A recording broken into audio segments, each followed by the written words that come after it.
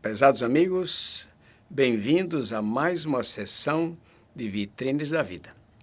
E sabem, durante a nossa vida existe uma série de elementos e fatores que vão influir sobre a nossa existência, a maneira pela qual nós vivemos.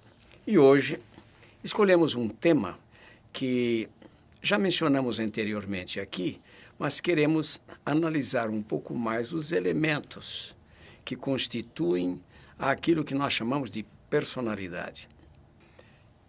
Já dissemos anteriormente que personalidade é uma palavra que veio para a psicologia para indicar o conjunto total de todos os elementos que constituem aquilo que nós chamamos de um indivíduo. A palavra indivíduo também tem o seu significado, que quer dizer uma pessoa sem ser dividida, sem ter dificuldades de um aspecto lutar contra o outro dentro dele mesmo. Então, personalidade seria o conjunto total de todos os aspectos que formam o homem. E esse conjunto, para que haja uma personalidade equilibrada, bem integrada, esse conjunto de elementos devem estar bem relacionados uns com os outros, formando um todo. E esse todo é indivisível. Nós não podemos dividir em pedaços e dizer, aqui está a vontade do indivíduo, ali está o seu temperamento, ali está o seu corpo físico. O homem é um ser uno e indivisível. É verdade que podem acontecer problemas de contradição, que se contradigam e lutem um contra o outro dentro da pessoa. E, logicamente, aí a personalidade dele vai expressar, vai demonstrar aquilo que, na realidade, está ocorrendo por dentro de si. É verdade que muitas vezes nós não percebemos exteriormente, mas interiormente acontecem certos problemas que vão eclodir mais tarde de maneira exterior. Nós vamos falar disso daqui a pouco. Mas vejamos quais são os elementos que formam, que constituem aquilo que nós chamamos de pessoa humana. Em primeiro lugar, quando nós encontramos uma outra pessoa, a primeira coisa que nos chama a atenção é aquilo que nós vemos. E nós vemos, em primeiro lugar, o corpo físico. E aí está o primeiro elemento da personalidade. É o que nós chamamos de morfologia, o estudo da forma.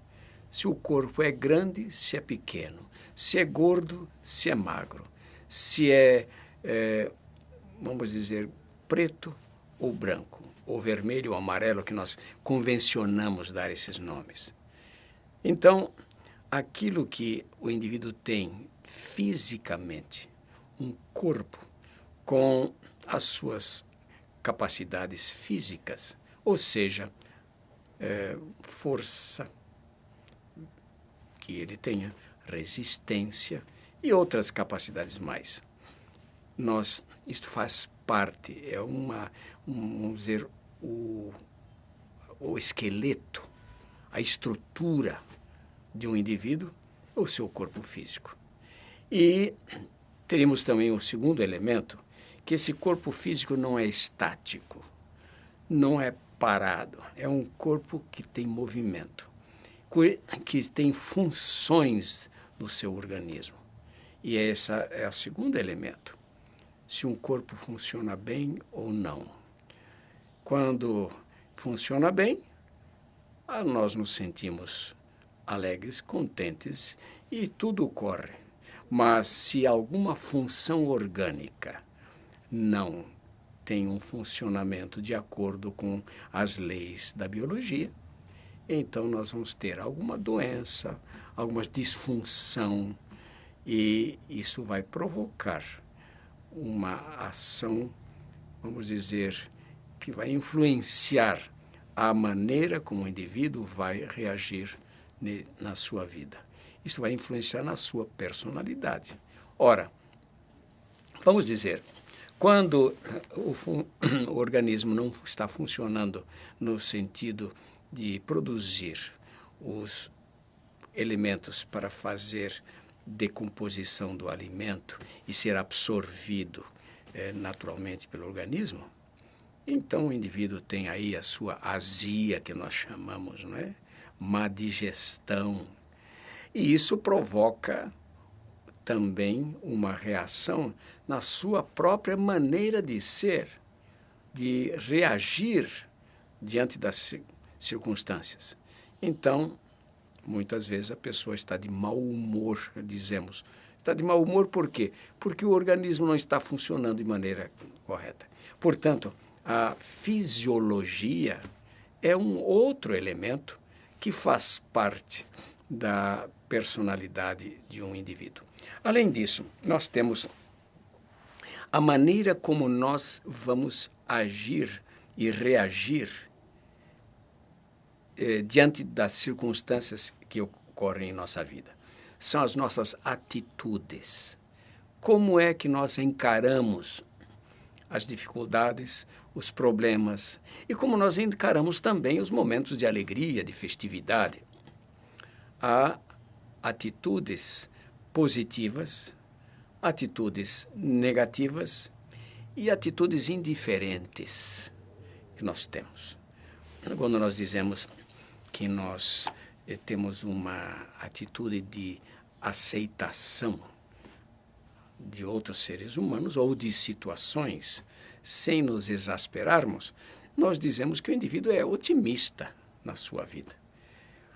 Agora, muitas vezes, em virtude de vários elementos, eu não vou discutir aqui a origem disso, mas que há indivíduos que têm uma atitude negativa diante da vida. Quando alguém se aproxima, ele já está vamos dizer, armado contra a pessoa. Vê as coisas do ponto de vista negativo e também desenvolve um tipo de personalidade que provoca repulsa nos outros. Nós chamamos isso de antipatia, certo? Agora, há também a atitude que o indivíduo tem, muitas vezes, só fechado dentro de si mesmo, que as circunstâncias da vida, se positivas ou negativas, não provocam nele nenhuma atitude, nenhuma reação. Ele é indiferente para tudo. E então é outro tipo que nós chamamos de apatia. Nada atrai, nada repele. Agora existe, de fato, uma atitude bem mais intensa, em que o indivíduo, quando ele encara qualquer situação, ele coloca aquilo dentro de si. Então, quando ele encontra uma outra pessoa, ele vai sentir, vai pensar, vai procurar agir como se estivesse passando por aquele próprio problema. Quando o indivíduo, ele procura internalizar aquilo que o outro está sentindo, que o outro está passando. E então, nós chamamos isso de empatia.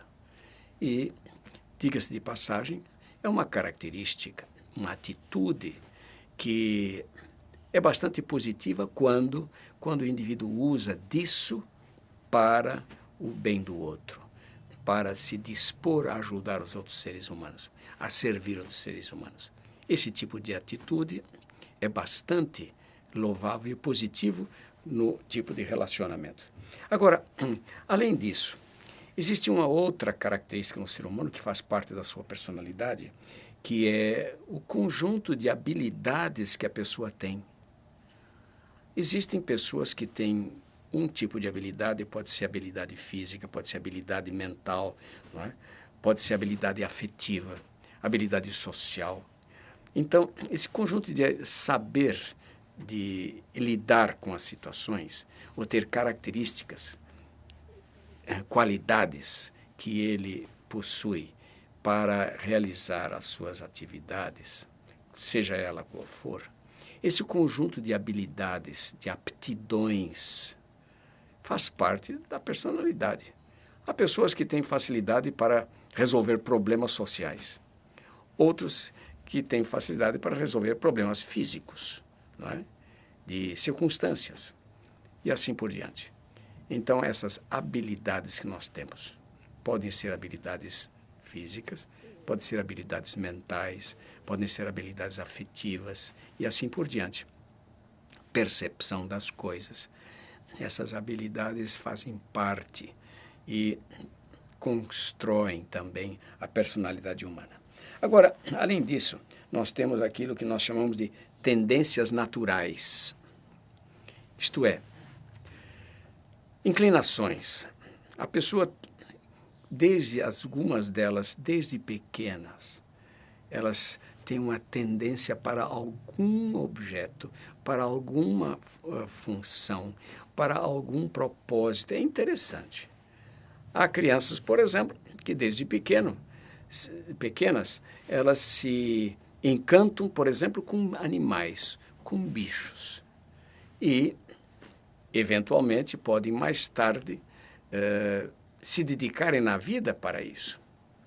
Há outros que têm a tendência, por exemplo, de atividades físicas, ou atividades com os pés, ou atividades com as mãos.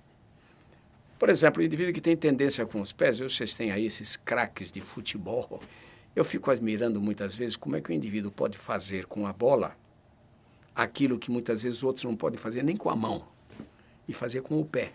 É uma habilidade. Outros com a habilidade dos braços.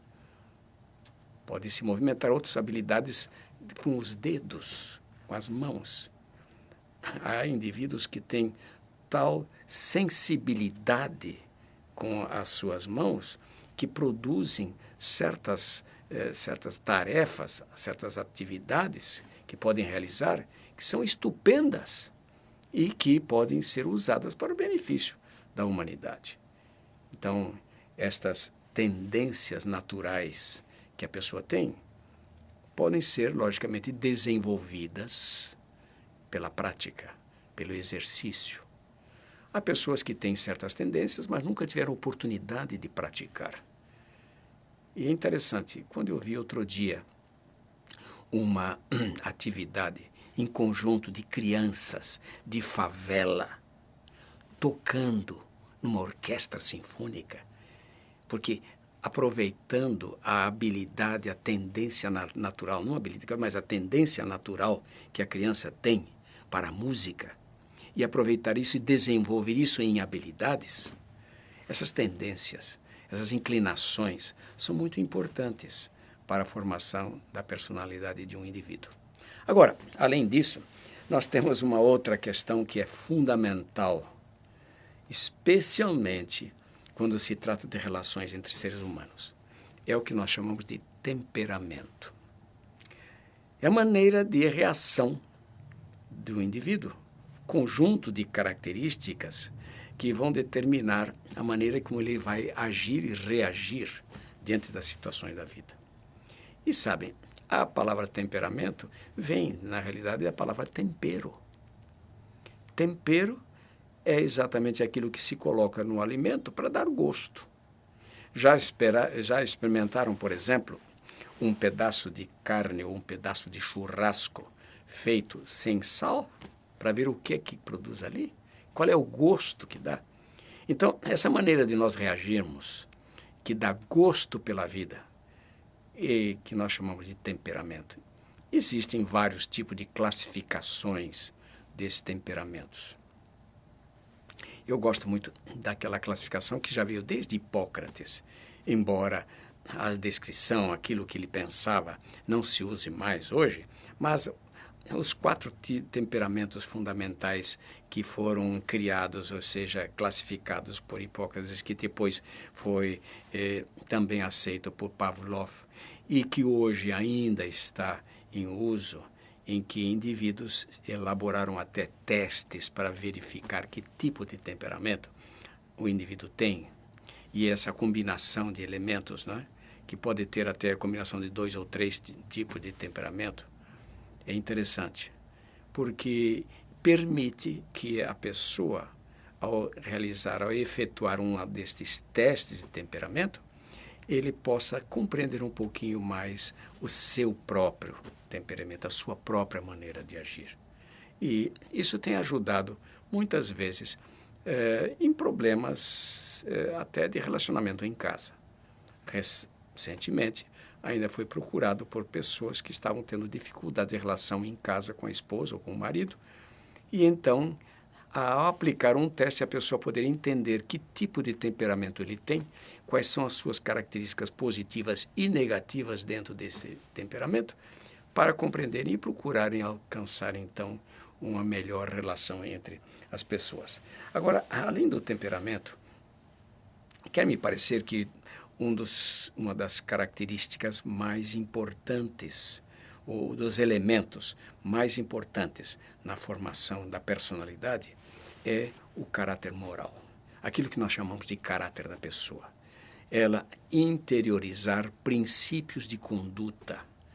Então, fazer ou deixar de fazer alguma coisa, decidir executar ou deixar de executar,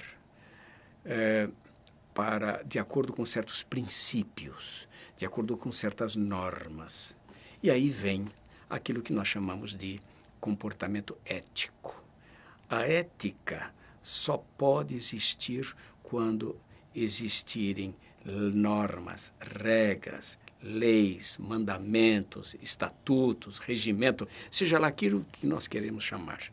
Mas são princípios que devem dirigir a conduta humana. E então, ele também assumir o seu papel de responsável pelas atitudes, pelo comportamento que ele tem. Então, quando o indivíduo, vamos voltar aí, ele tem algum vício e na prática desse vício ele vai prejudicar não só a si mesmo, que já é um problema ético, mas começa a prejudicar os outros, então nós dizemos que ele não tem caráter moral. Agora, se ele age ou deixa de agir para não prejudicar outros, nem a si mesmo, de acordo com regras e normas, inclusive as leis da biologia, das leis da natureza. Então, nós dizemos que ele tem um caráter ético, um caráter moral. E fazemos a diferença entre ética e moral. Ética seria o estudo das regras, das normas, e moral seria a aplicação dessas regras.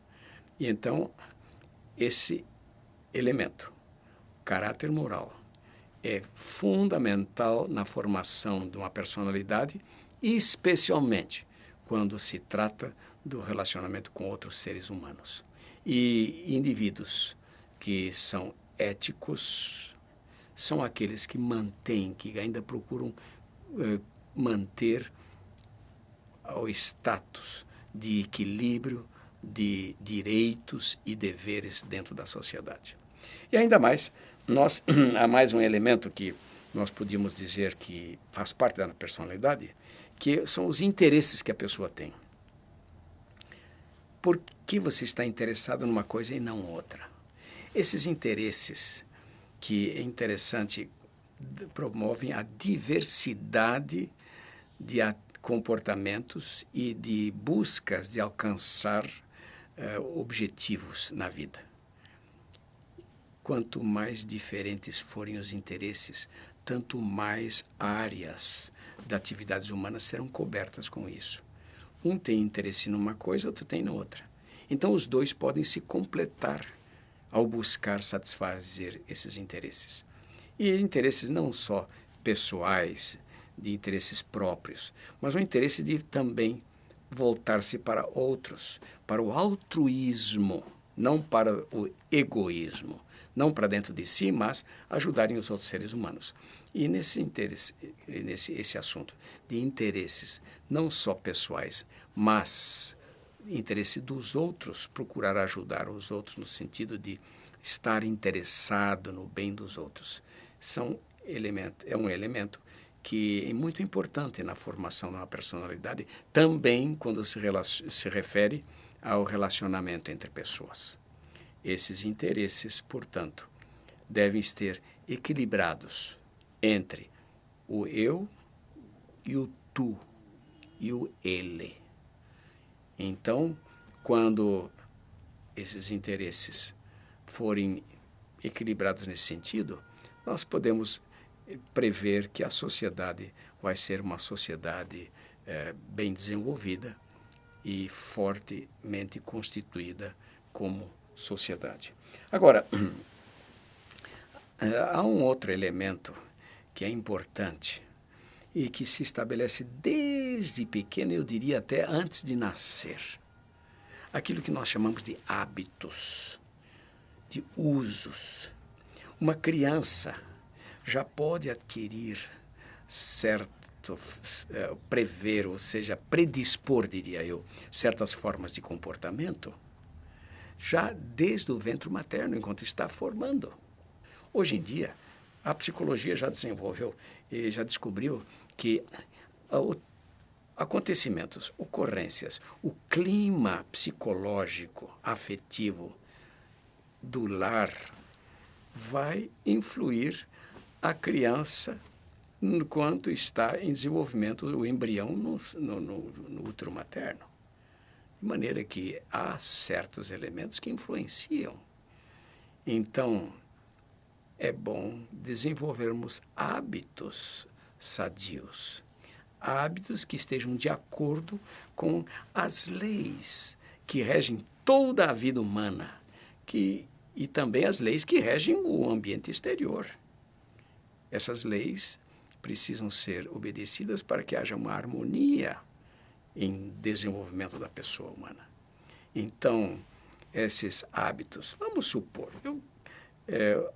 uma senhora tem o hábito de escutar coisas agradáveis, de escutar alguma coisa que ela aprecie.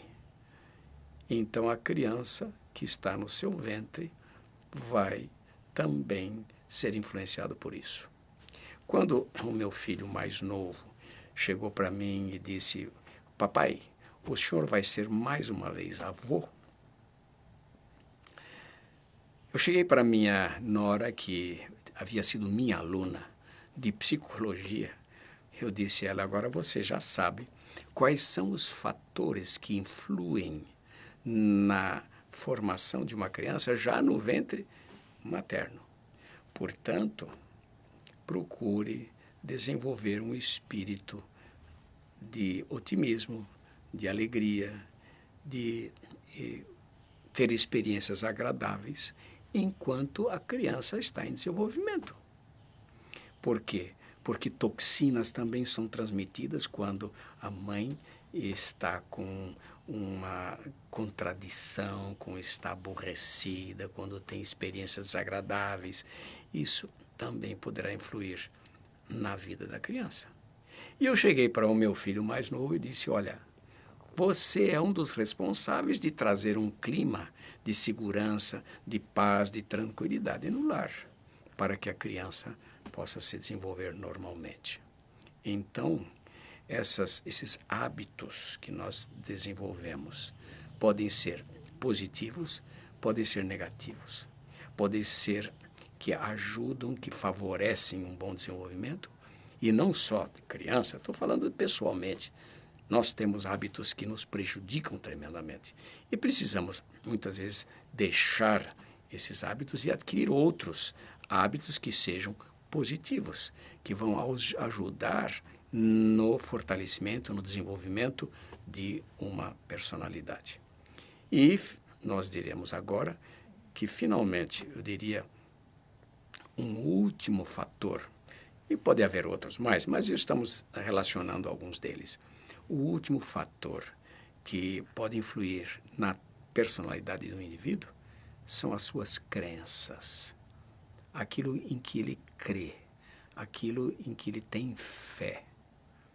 E muitas pessoas às vezes dizem para mim, isso aí eu não creio em coisa nenhuma. Ora, minha gente, nós vivemos num mundo em que temos que exercer fé nas coisas, crença nisto ou naquilo. E a forma, vamos dizer, mais elevada de fé que o ser humano pode ter é justamente a sua religião, em que ele crê, que força, que poder, que vamos dizer, elemento superior a ele aceita, ele acredita que haja. Há pessoas que dizem, eu não creio em coisa nenhuma, eu só creio em mim mesmo. Então ele está fazendo de si mesmo, vamos dizer, um Deus. Quando a pessoa reconhece que é impotente diante de certas situações na vida, então ele busca encontrar alguma coisa que seja superior a ele. E é interessante, eu tenho visto muitas vezes pessoas que sofrem, por exemplo, um sequestro. E aí ele está à mercê de indivíduos que não têm, de bandidos, de assassinos, que não têm caráter nenhum, né? Ou imorais, e ele agora sente-se totalmente impotente. Então o que é que ele faz? A primeira coisa que ele faz é pensar num Deus, Deus me acuda, não é? Porque eu não posso fazer nada mais. É interessante que a religião também exerce uma influência muito grande no comportamento das pessoas. Há pessoas que são tranquilas, que têm segurança, têm confiança, né? Por quê? Porque creem que há uma entidade, há um ser superior a ele que dirige tudo e que ele precisa confiar nesse Deus. Há outras pessoas que dizem que creem em Deus, por exemplo, mas não trazem isso para dentro de si, não introjetam isso na vida. E isso também não vai fazer muita diferença no seu comportamento. Quanto mais o indivíduo tem fé e confia numa entidade superior, eu não estou agora discutindo que entidade é essa, né? Porque existem formas diferentes de acreditar nas coisas. As grandes religiões do mundo, como o budismo, o shintoísmo, o taoísmo, confucionismo, não é? Maometanismo, judaísmo e também o cristianismo nas suas diferentes formas, todos creem numa entidade ou num ser superior da qual eles dependem para a sua existência. Agora, de acordo com o equilíbrio dessa fé, de acordo com a constituição dessas crenças, porque essas crenças também podem ser totalmente superstições, não são fundamentadas em evidências e, às vezes, fundamentadas em justamente contradições. E isso, logicamente, não traz aquela tranquilidade, que segurança de vida que pode haver num outro indivíduo que tem a sua fé experimental, uma fé bem fundamentada, buscando sempre a verdade das coisas. Então, interessante que há muitas formas de comportamento e, logicamente, de formação da personalidade, que o indivíduo pode comportar-se, às vezes, de maneiras verdadeiramente absurdas, em nome de religião. Já visto certos indivíduos, certos fanáticos por aí, que acabam dominando totalmente a mentalidade de um grupo e provocando, vamos dizer, o suicídio coletivo. Nós já vimos alguns casos desses por aí pela história. Mas também pode haver indivíduos que estão bem fundamentados, que têm uma experiência de vida com os elementos nos quais ele acredita, nos quais ele tem fé, e haver justamente pessoas de personalidade forte, equilibrada, sabem de onde vieram, quem são, e também têm uma visão para o futuro, que a religião grande parte, promete para os indivíduos. E é interessante, há pessoas que desenvolvem certas capacidades de fé que têm experiências com o sobrenatural de tal maneira que aquilo que muitas vezes nós chamamos de verdadeiros santos.